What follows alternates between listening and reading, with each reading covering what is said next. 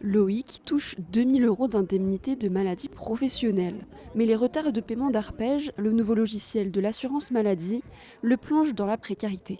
Au mois de septembre, il me manquait 700 euros. Au mois d'octobre, il me manquait 700 euros. Du 15 novembre au 15 juillet, j'ai eu zéro rentrée d'argent.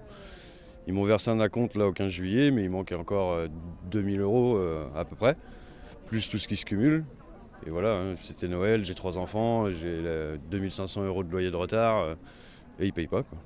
Nadine a créé une page Facebook pour recueillir des témoignages. Elle cumule 1300 membres au dossier résolu ou non. C'est à ce moment-là qu'elle a réalisé l'ampleur du problème. C'est incroyable, il y a des gens qui sont retournés travailler parce qu'ils n'avaient pas l'argent. Ils sont retournés travailler avec des problématiques de santé.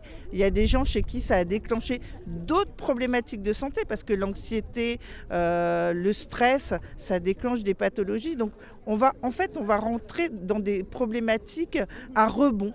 L'intersyndicale alerte sur cette situation depuis 4 mois. Le problème touche aussi les salariés de la CPAM et tous les services du logiciel Arpège.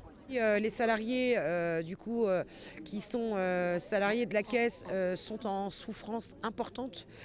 L'affect qu'ils ont à leur travail évidemment est toujours le même, mais ils n'ont plus de solution aujourd'hui à apporter, des solutions concrètes pour les usagers en fait. Alors par rapport aux agents d'accueil par exemple, la seule réponse de la direction c'était en fait de mettre un agent de sécurité pour protéger en fait, puisque les usagers qui venaient en fait étaient tellement dans des situations dramatiques, ils étaient tellement en souffrance qu'ils étaient très agressifs.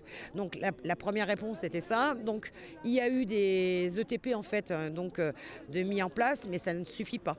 170 agents d'autres CPM ont été formés pour aider les services du logiciel Arpège en Vendée et en Loire-Atlantique.